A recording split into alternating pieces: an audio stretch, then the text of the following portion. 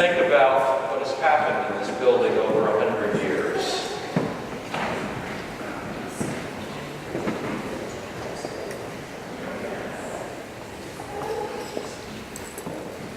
Think about all the soldiers, sailors, who have prayed in this building before going to war. Think about the grieving families who have said goodbye over the years and the marriages that have taken place, generation after generation.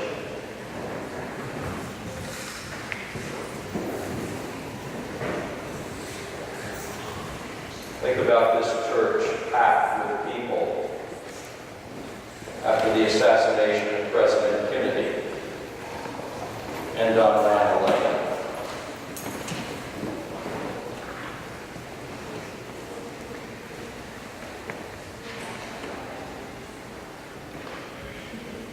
Think about the music, the choirs, generations. Some of you as children singing in the boys' choir.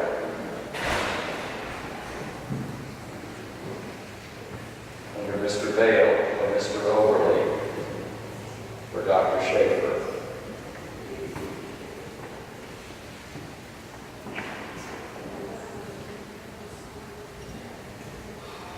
O loving and gracious God, you have put it within the hearts of our forebears to build this beautiful structure for the ages. Help us to be mindful of what you have entrusted into our care and generosity. And help us to look not only backwards with thanksgiving and nostalgia, but forward into the new world in which we live and move and have our being. A world in which future generations will serve, inspired by your grace and beauty within this place. We stand at the crossroads. Give us your vision, your hope, your courage, and hearts of love. In Jesus' name we pray. Amen.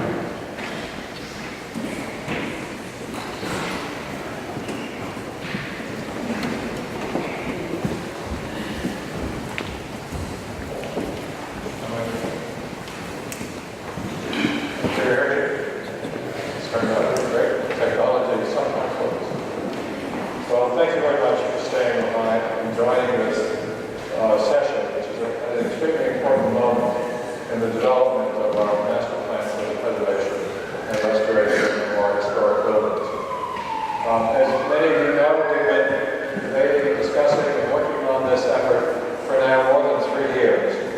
Beginning in 2013, how many of you participated in the now famous or infamous, depending on your point of view, DOT process of those years?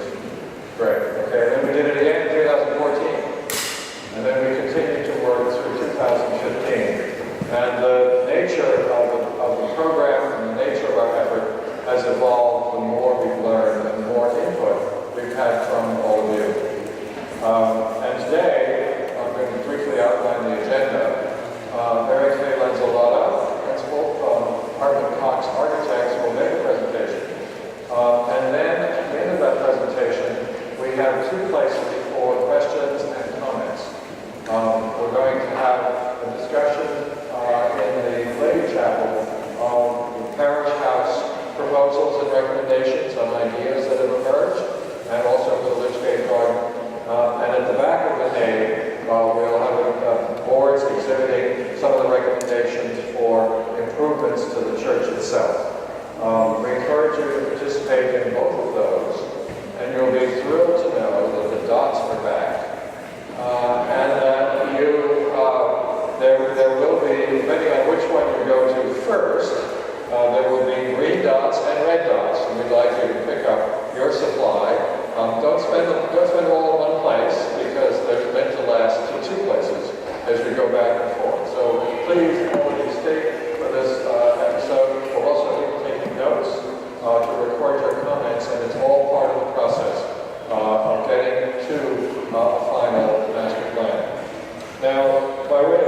introducing Mary Kay, who will make the presentation, I have some general comments to make. You will have a printed leaflet that came out this morning, which has been sent over the internet, which is our challenge to the architect. It really should be challenges, plural, because there are many of them to it. We started calling this Mission Impossible, and we know that we have a firm that can handle it. But we worked long and hard to find the most appropriate architectural firm for this particular effort. And Hartman Cox of Washington, D.C. has an extraordinary track record in the restoration, adaptive reuse, and creating additions for historic buildings. A wide number of churches. You may know about the Chapel of the Cross in Chapel Hill, North Carolina, which is how Chapel Hill gets its name. A wonderful project in Georgetown, another in Knoxville, which has very similar architecture to ours. They also are the architects of choice for the Smithsonian Institution. So most of the restorations and adaptive reuses that you see in Washington, D.C., for instance, the Portrait Gallery or the Gallery of American Art, are the work of Hartman Cox. And it's an impeccable approach. It's very careful, thoughtful, not jumping to conclusions, not imposing any ideas, but trying to understand the physical and programmatic aspects of the church. So we're thrilled that Mary Kay, who is one of the three principals, will be presenting. It's been a joy working with her. She's here with her husband, who is one of the other principals, Lee Becker, of Hartman Cox. So here's the challenge. Over the course of the last 3 years, through all of these meetings and workshops, it's gradually become clear that there's broad-based consensus that our most important priority is preserving this historic legacy of buildings that we have. Now, in the course of that time, some technical analyses were done and some digging was done to figure out what's going on. And we recognize that there are a long list of serious issues that need to be dealt with in a comprehensive way. Many of you have heard Kevin Kwan and John Ford's presentation over the course of the last 2 years of how the organ is collapsing and falling apart. Now, those of us sitting in the congregation have no idea this is going on. But we have in Marge and Kevin geniuses who, when they turn the organ on, never know what's going to work and what's not going to work. And they work around it to make it work. But that's only going to go so long. And it's now become, from a technical standpoint, critical that the organ be refurbished and enhanced as part of the program. But then also, there are all sorts of issues in the sanctuary itself. And then, there's the parish house. And we spent, I think, the largest collection of red dots I've ever seen focused on the bathrooms in the parish house, plus other things. We know we've got serious problems. Now, due to the scope and cost of this work, we now are faced with reality, and we know that there's no point in talking about a major new addition for the foreseeable future. We need to preserve what we have and find ways of working with what we've got. That's the first part of the charge. We also know that there will be enough items that we may or may not be able to do this all at once. It may have to be done in phases. I mean, we may get the magic rainbow and pot of gold and hit the jackpot, but it may have to be done in phases. So therefore, the master plan consists of a shopping list and a series of packages. And your job today is to begin to help us determine what are the most important things. We only do a few things. What are those most important things? Then there's some new information that keeps coming up. You may know that Norfolk is the second most threatened city in the country due to rising tides and flooding. New Orleans is first, we're second. The city is making remarkable efforts to address this problem, and I'm confident it's going to be solved, but it's going to take a citywide effort, and all of us who have property are going to need to help to make that work. So that becomes an important part of what we There are several, and so one of the things that we have decided is to take a conservative approach and abandon the lower level of the parish house for any activities that involve human beings in a sustained period of time laid down here. Now, if any of you have spent more than 10 minutes down in that space with the mold and the atmosphere, you may wonder why we put our choir down there. Of all the people who we don't want to have respiratory problems, that's where they hang out. That's where they hang out. So that's a serious issue. The children's program in the nursery are now on the second floor. That violates all the codes and standards of good practice for children's program. They're supposed to be on the first floor. Absolutely. The bathrooms everybody talks about, you may be interested in knowing it's not just a perception. We are badly under code for how many bathrooms you're supposed to have, and that needs to be addressed. Now you may say, well, codes are codes, but we're a historic building and we're grandfathered in. That's true, but that doesn't absolve us from the responsibility of doing the right thing, because the codes are there for a reason, to keep us safe and to keep the building functioning well. So the choir practice investigators clearly need to come out of the unhealthy basement into a healthy upper floor. It's a critical element. Children need to come downstairs. The buildings need to conform to the codes for disabled access. And the multiple entrances to the parish house that we now have during the week are a serious security problem, because it's hard to control it with a small staff. And not only that, if our mission is to welcome people, how many times do we hear about new people coming to the church who can't find how to get in because of these confusing entries? They'll wind up calling somebody on the phone to get in. That's not welcome.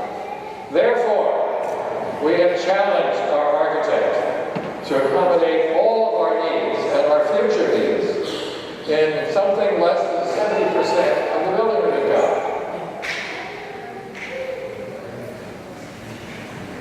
A little addition for an elevator.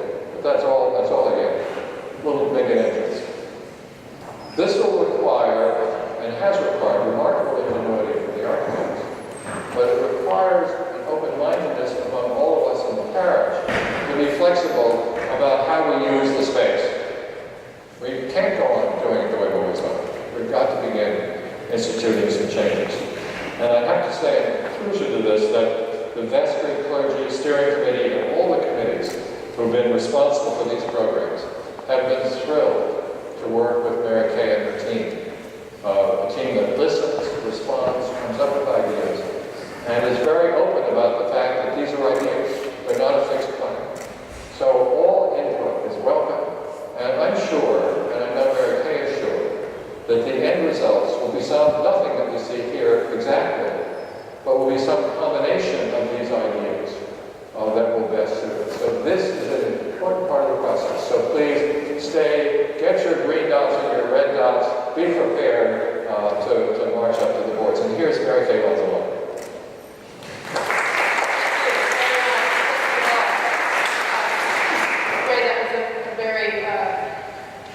That challenge has proven to be, we've embraced it. But I also want to thank you on behalf of our team for your hospitality and welcome. You have given us your thoughts. You've shared your time with us. We really appreciate all of the effort. I know we've probably met with somewhere close to 200 people, sometimes people multiple times, and that takes a lot of your effort, and we really appreciate it. We would not get to know this place as quickly as we have without your support and your assistance. So I want to start with the fact that we are creating a master plan. It may look like design, but it's not there yet. It is a plan that will identify future modification and development over a series of years here. It identifies the areas of needs that we've heard from you, that we have observed being here, and fact-checked in a couple of areas such as the plumbing fixture count that Ray mentioned. It is a living document. It is not something we hope you put on the shelf and let grow dust on it. We want you to pull it out because priorities change as things evolve. I don't know that if you had a master plan from 10 years ago that it would be the same today.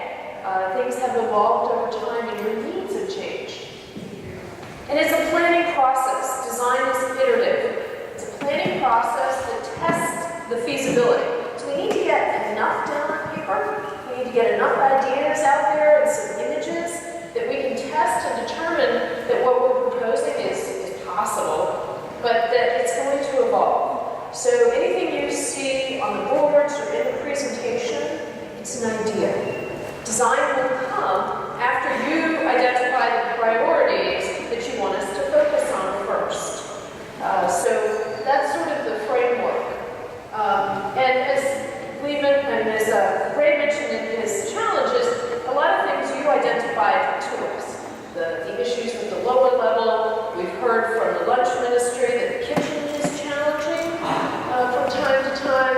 The organ has big issues. It's hard for you all to fulfill your hospitality and welcome mission if you can't have multiple activities going on here in the evenings. Sometimes things happen on Wednesday nights in Lloyd Hall, but there's no other space for any other group to meet. And flexibility, giving up those lower levels, means that all the spaces need to become flexible. There will be very few dedicated spaces for 2 hours a week. We need all the spaces to be adaptable for multiple people to use throughout the week. And the bathrooms. You'll hear that repeatedly. The other things are things that we observed, and I noticed it again this morning. The choir doesn't really have a lot of queuing space for the vergers and the clergy coming in. There is no accessible means to get to the parish house or Lloyd Hall except by coming through the church. So the little ramp outside of the Litchgate Garden entrance allows people to come to this level and then the ramp up. But none of the entrances are really accessible. And in terms of your hospitality and welcome, setting aside code for a minute, it's counter to your mission. And so we want to think about ways to make the building accessible. Ray mentioned you have multiple doors during the week, and people don't know which door to go to at any given time. So creating a centralized, focused entrance we think is important. This wonderful historic building is like an old house at some level. It needs love and care, periodically. The mortar in the joints between the stones needs to be repaired, as you see in that second picture on the bottom. Your stained glass windows have gone through some renovation over the years, but there's more that needs to be done. We've heard a lot about the organ pipes, but it's also the space behind the pipes that needs to be addressed, and we need to move people up out of the lower level. We've gone through and done our preliminary survey to try to get an understanding of the scope of the work that's required for the exterior of the building. So identifying broken stones, dirty stone, joints that need care. We've also come through the interior of the sanctuary and done the same, identifying stains that need to be cleaned, joints that need to be cleaned. We've also surveyed all the pews. We know which ones are split and broken. We've also figured out which floors are soft under the pews that are sort of spongy as you walk around. We've worked with the Willett Hauser report that you all had done on the stained glass a few years ago. We've looped all of those stained glass repairs into the broader discussion for the sanctuary as well. And then we come to the organ restoration. And the organ is a really key component of this. We heard amazing music this morning, absolutely amazing. But we need to give some care, not only to the pipes themselves, but the spaces behind. So this is the space, I believe, up above these pipes, and the insulation's falling. It doesn't have temperature and humidity controls. That means it's very challenging to keep the organ in tune. We've got collapsing pipes that are tucked up in these various areas. So one of the things that we've started to work with Foley Baker, the organ company that you all selected, to identify a location where the pipes could be given some breathing room, a little bit of expansion and some more support.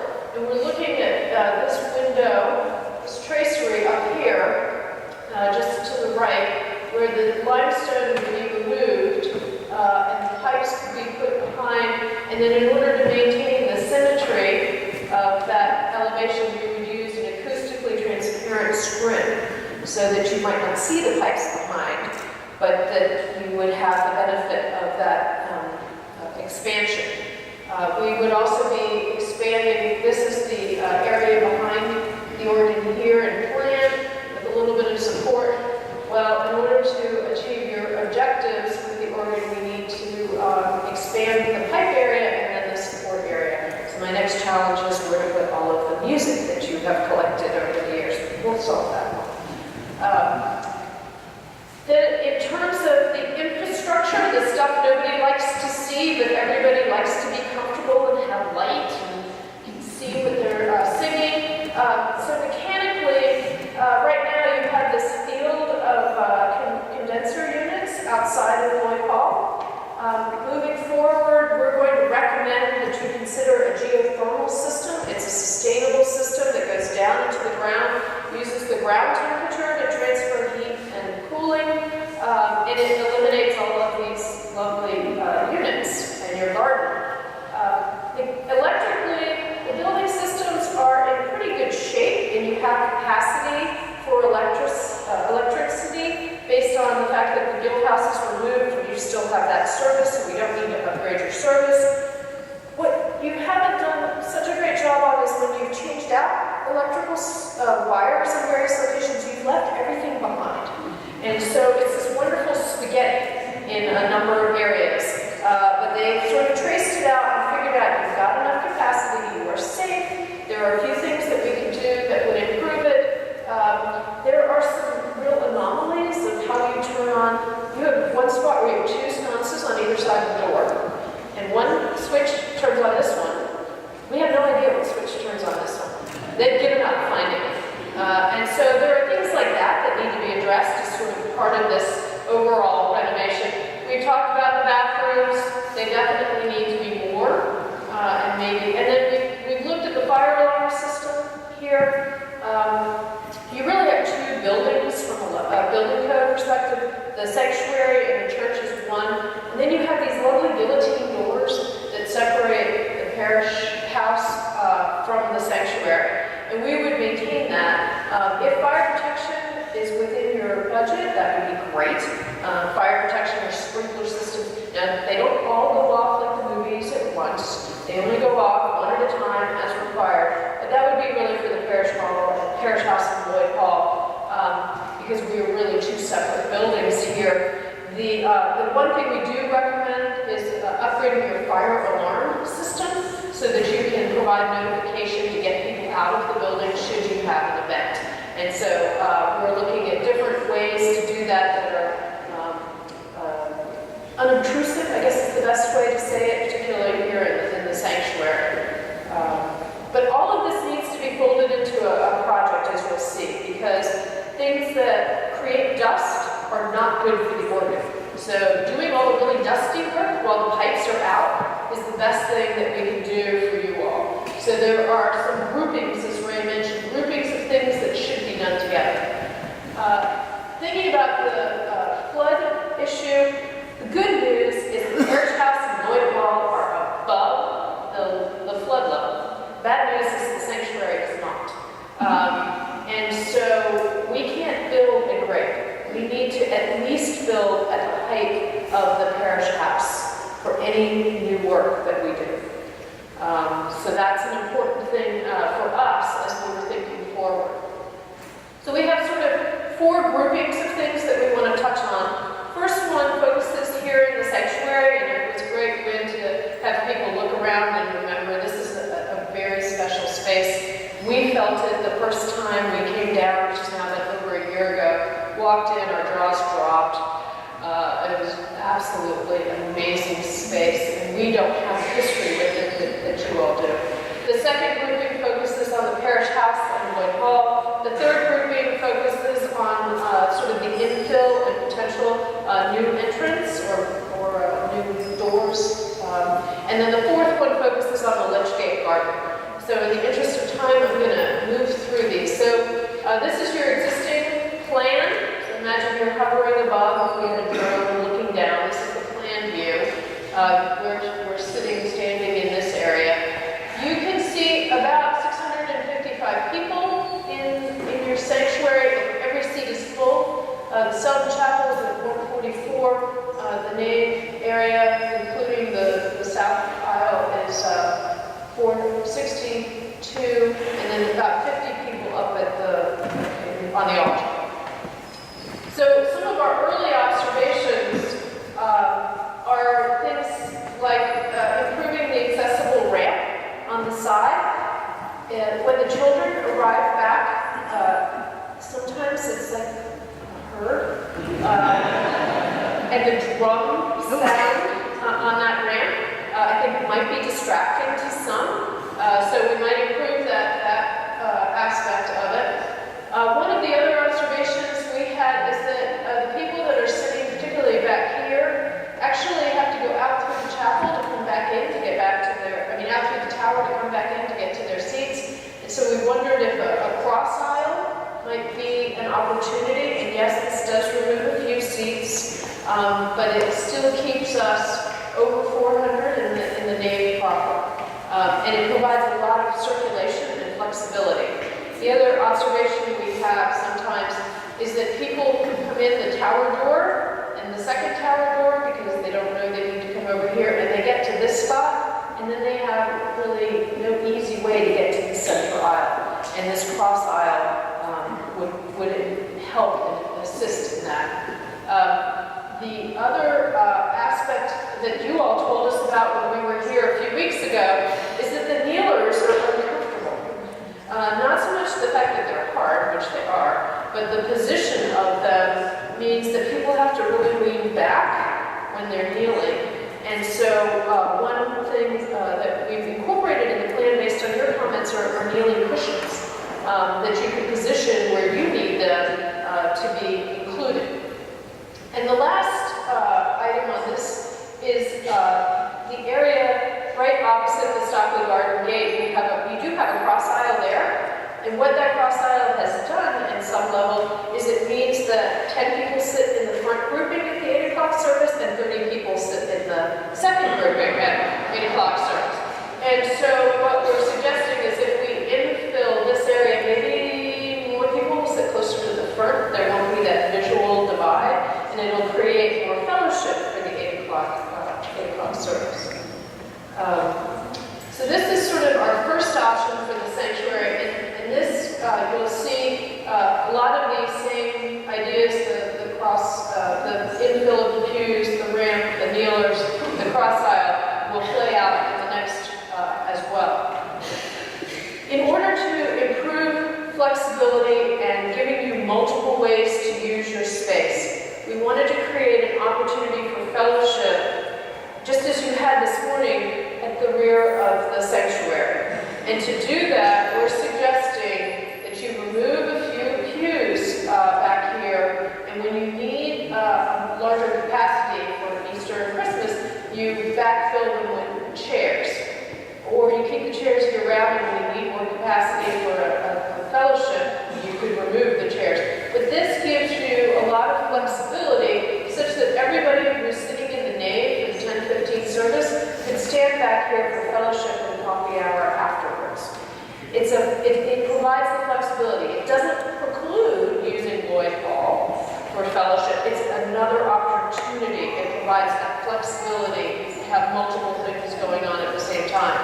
And you'll see in a minute, I'll show you some images. We're also suggesting that you consider, and this is just an option, consider adding a folding screen wall back here that would allow you to segregate this area in the back sort of a narthex.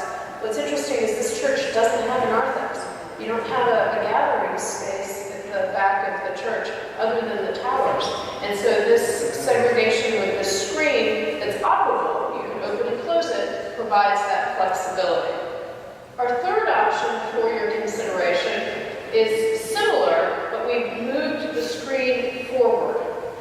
So it provides a larger segregated area in the rear of the sanctuary, the nave, for larger events. If you want to be able to cordon off the seating area from the setup piece, and we've heard about this from a number of people, is the stairs going up to the altar are challenging sometimes, and particularly like the choir came out and sang, standing on the stairs today. It would be helpful if there was just a little bit more room on that top step moving forward. So I don't know that we've figured out the final solution, but for your consideration is, do we want to extend those stairs just a little bit to provide a little more flexibility, and it gives people a little more landing at the top as they're going up the stairs. So these are sanctuary options, and we'll look forward to which one you feel is a priority. I mentioned the screen, so if you, when you went to get your coffee or your lemonade, you were looking at the back wall there, this is our idea, not final design, an idea for a screen here that would be flexible so that the center doors could open, the screen could fold back to provide that flexibility and the segregation of the space. It is derived or based on really this amazing root beam up here. The intricacy of this carving is lost, although at the moment you've got a really good view of it. But we were in here last evening setting up. I've never seen it it pops. The carving is so amazing. And that would be sort of the basis that we would use to create this root screen in the back. Lighting is something else you told us that is a problem, particularly in this upfront area right in front of the altar. And we figured out why. There's a chandelier here, but there is no chandelier on the bottom of the root beam, and the next chandelier is back here. And so you have this dark zone right where you really would like some light. And so our lighting designer, Chris Joy, came down and visited here back in the spring with us, and he's come up with a series of options that could be implemented either all together or over time that improve things like lighting here in the front of the altar, on the ambo and the pulpit, that would improve the choir's ability to see the sheet music from which they are singing. The other thing that is amazing is you have a remarkable ceiling. Everybody look up. What you probably don't realize is up in the corners here are some amazingly intricate shields in different colors. But do you see them? It gets lost in the ceiling. And I think that's because there's no real uplight. I mean, there's an uplight component to the chandeliers, but that's a really long way for it to go. And so what Chris is proposing is to add an uplight disc to the existing fixtures that would provide some illumination on the ceiling. And would give you a sense of height in here that I don't think you truly appreciate at the moment. And then the last series of suggestions he has is perhaps the most bold, because of course we need that bold option.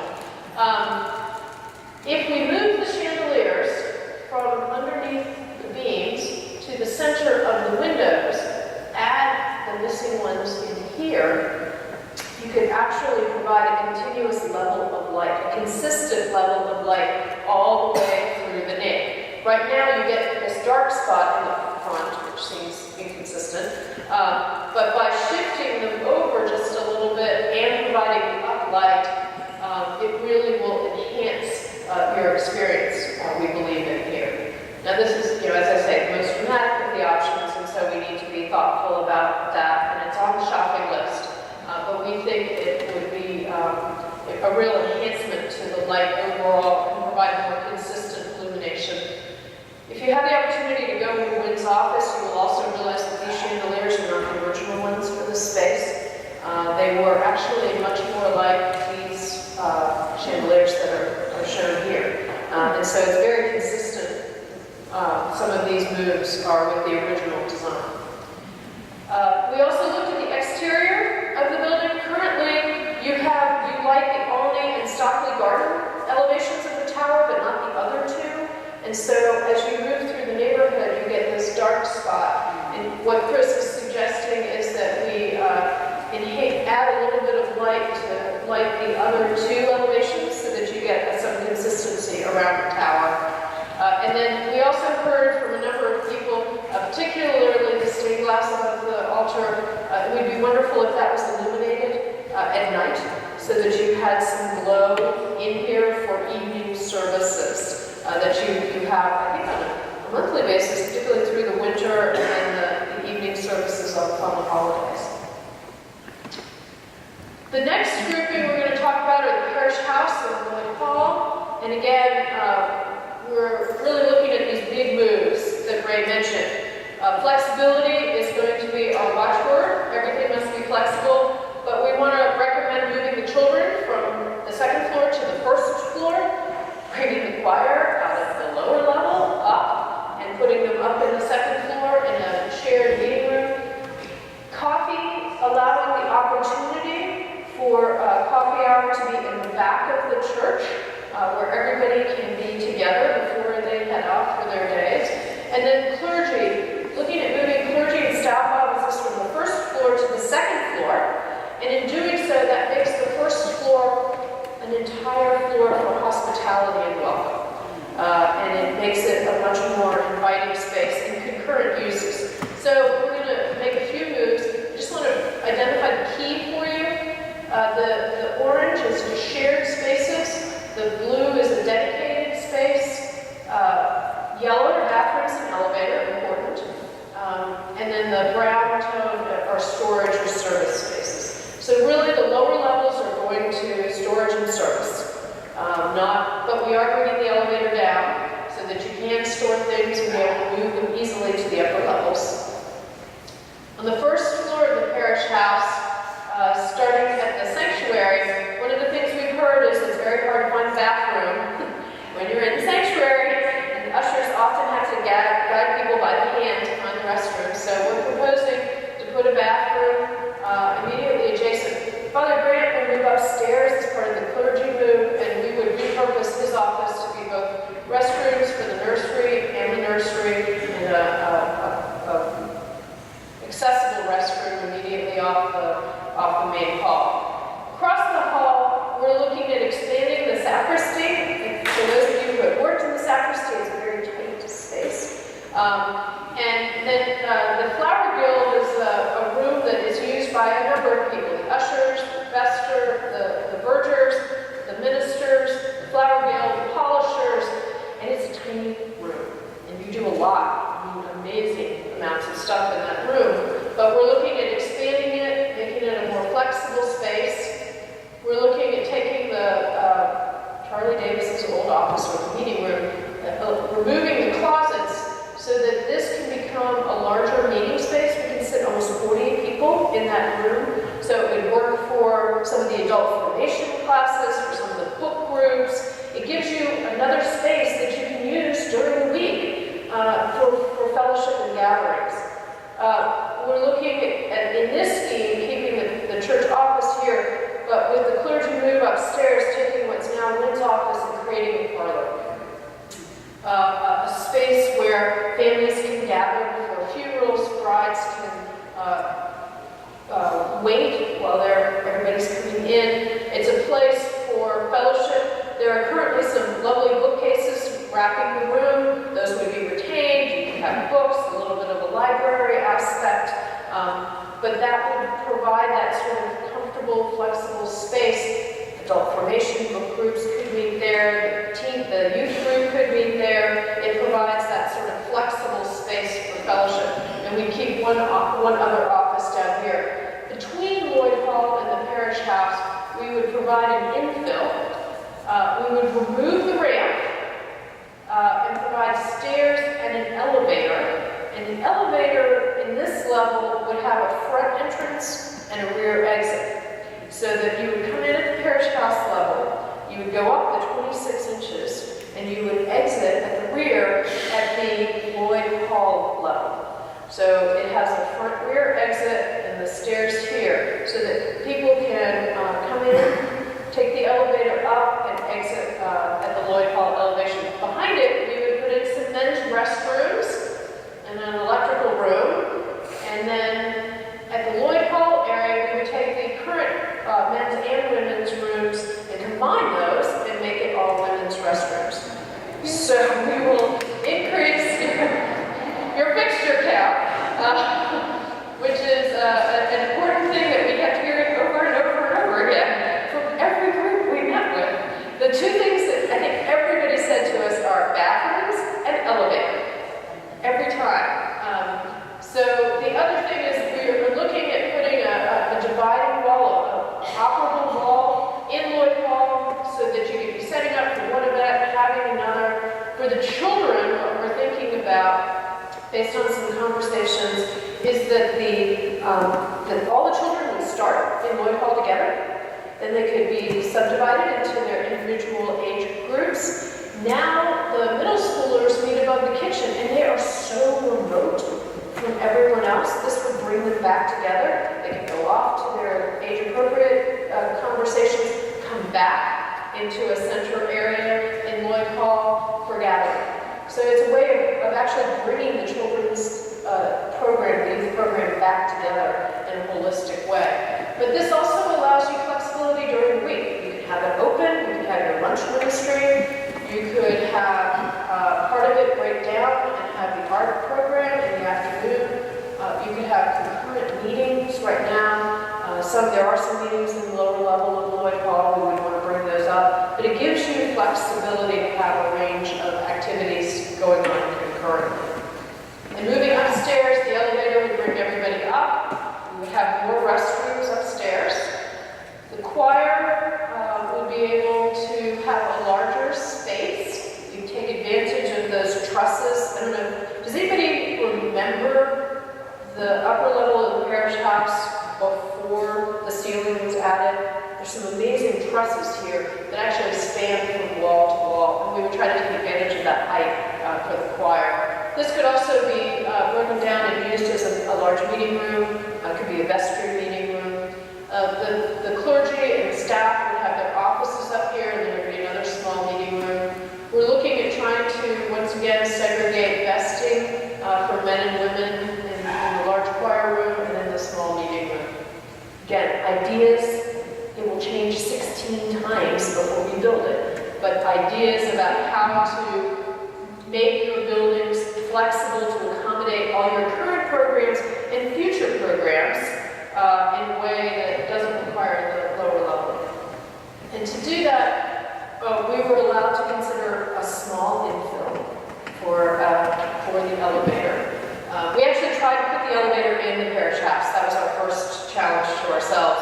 It really doesn't work. It's very hard to be able to manage the different floor levels between Lloyd Hall and the parish house, and we really need it to be actually between, because that's where we need to make that accommodation.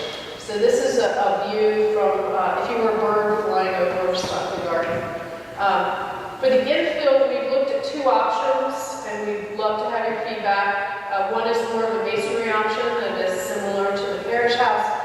One is a more glazed option, transparent option, that would allow you to be able to see in and potentially even see the existing wall of the parish house that we have left exposed as just an option. The other is to create a new entrance. Now, new is sort of a misnomer. You have an entrance right here. It's not accessible. It's often locked. People see the awning and think that's where they're supposed to go.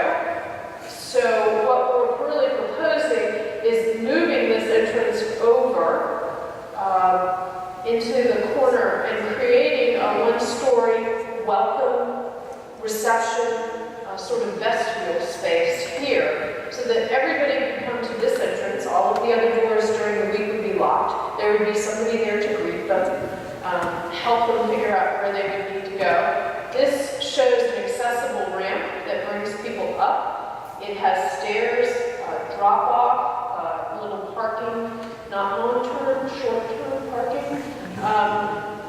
But if everybody can come in through a single entrance into this sort of welcome space, and then there would be somebody to greet. In this option, we're also showing the removal of what some people have identified to us as the barnacle. It's the sort of remaining piece of the Guild House connection, where David's office and there's some lunch ministry storage. And in this scheme, we're also suggesting you consider actually putting windows in that elevation and bring some more light into that corridor. The windows in Lloyd Hall are not in great shape, particularly one or two of them. And so if Lloyd Hall is going to be in use for the next number of years, you're going to need to put a little bit of investment in Lloyd Hall in order to keep it usable for you. And so we're also suggesting you consider adding some windows here. So this is a view. If you came to the presentation we gave in May, we had other options. These seem to be the ones that rose to the top, and also the ones where you gave us comments and we tried to incorporate it. So this is looking at sort of the Litchgate Garden entrance and pulling it around to try to tie both sides of the site together. The porch seems to be very well received. There was a lot of fond memories of being on the porch in the Guildhouse, and so the idea of providing that, we heard from the high school ministry that it would be great to have a porch to hang out and be outside, but under cover. And this is sort of how it all ties. It would be at the parish house level, so you would come up and have the ability then to go up the stairs or up the elevator to Lloyd Hall. So it ties very closely into that corner there. The second option for your consideration is one that is more of a stone colonnade or porch. It's actually derived out of the columns that you have here in the sanctuary. They're octagonal, and we thought that was a way to tie the two sides together. It also has a porch feature and steps spilling down and an accessible ramp. It also has the drop-off and the short-term parking. The last group that we want to just orient you to, so you can give us comments, is the Litchgate Garden. There are 2 or 3 things we're trying to do in Litchgate Garden. One is to provide an accessible entrance to the parish house. And we're proposing to do that by adding a ramp, a sloped ramp, against the building that brings everybody up to this parish house entrance. The choir, the vergers, the clergy all use this way to get to the back of the church now.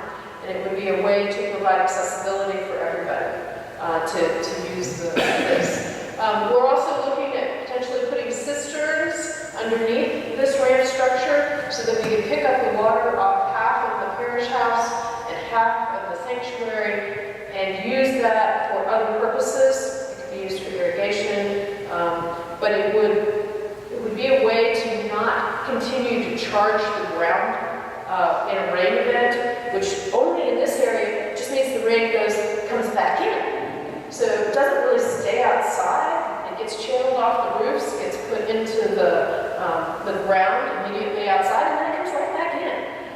So if we could capture it coming off the roofs, and we'll look at some options for capturing the other stormwater and cisterns, other places, but one opportunity is to capture it here under this ramp. And then the last part of the ramp is it gives you an opportunity to add some columbarium spaces into the side walls of the ramp wall. My understanding is you are sold out, which I guess is a good thing, in your current columbarium, but this would give you an opportunity to add some more. It also, I know there have been discussions about a scatter garden for ashes that aren't torn in the columbarium, but to put them in the ground and just turn them into a garden. So that gives you an opportunity here. One of our trips down here was the day that somebody was being interred in the columbarium. I watched everybody step off, all of the women in heels step off of the sidewalk and sink. And so what we're proposing are a series of stepping stones that would sort of bring the garden and allow people to easily get over to the current columbarium location. And we would remove the cement path and the current concrete path so that it actually becomes more of a garden and is more of a cloister idea. And this is the other option. This is viewed from inside. We'd still have some stepping stones so that we don't make it too difficult on people. But the other option would be to add an enclosure over top of the ramp. In this scheme option, we're looking at actually enlarging the gate itself to be more of a pavilion, which is very traditional to the garden rather than just a single gate. The lich gate was actually a larger pavilion, typically where the coffin or would be brought in and set there before it moved in. And the priest would actually come out and start the service there. We've got to figure it out. We will. I just haven't yet how to cover this connection between the pavilion and the entrance here. It's challenging. It's very challenging. Haven't solved it yet, but we'll keep working on it. And so this is a view of the cover. Whether these are stone or wood, I think depends on if we do the entrance on the Stockley Garden side and tying the two vocabularies together. This has been an enormous amount of information. I thank you so much for the time you've given us so far. I look forward to your comments and questions. So at this point,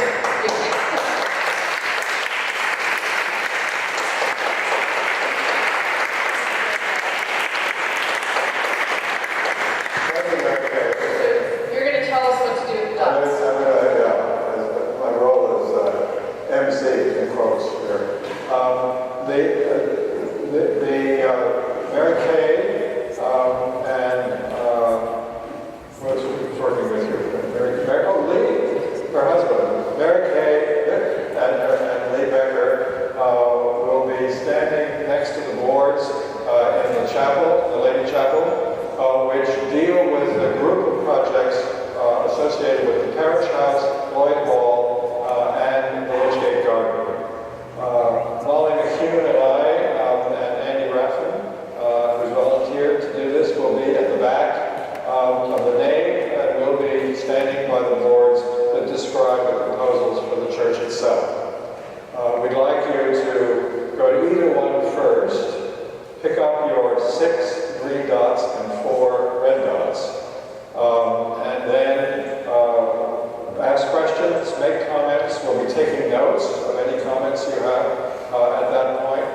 We ask you to place the dots, green for the things you think are the top priority, red for things that you think are less important. Don't spend all your dots in one place, because then you go to the other place and spend the rest of your dots there. So I think you would say it's a fun exercise. We're anxious to hear your comments, so please join us. And thank you again.